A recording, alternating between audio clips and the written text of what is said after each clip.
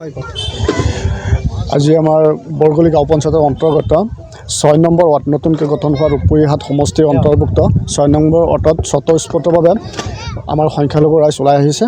আৰু আমি ইয়াত খালি আমাৰ বুথ সভাপতিসকলে এখন মিটিং পাতিছিলে, কিন্তু আজি যে ইমান মানুহ যে মানুহ যে জইন হ'ব কিন্তু আমি ভবা নাছিলোঁ। কিন্তু সিহঁতে বিজেপিৰ নীতি আদৰ্শৰ প্ৰতি আকৃষ্ট হৈ সিহঁতে নিজে আহি পেলাই আজি বিজেপিত যোগদান কৰিছে। সেই গোটেই মানুহখিনি কংগ্ৰেছী আছিলে।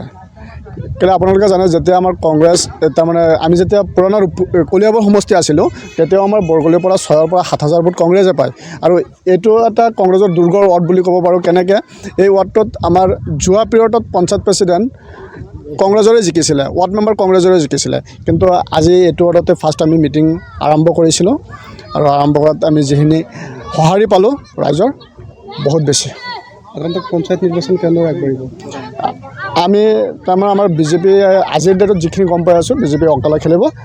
আৰু আমি প্ৰতিটো তাৰমানে আমিতো ৱাৰ্ড ইলেকশ্যন নেখেলোঁ, কাউন্সিলৰ আৰু ZPC আমাৰ দলত থাকিব, প্ৰটেকশ্যনত থাকিব।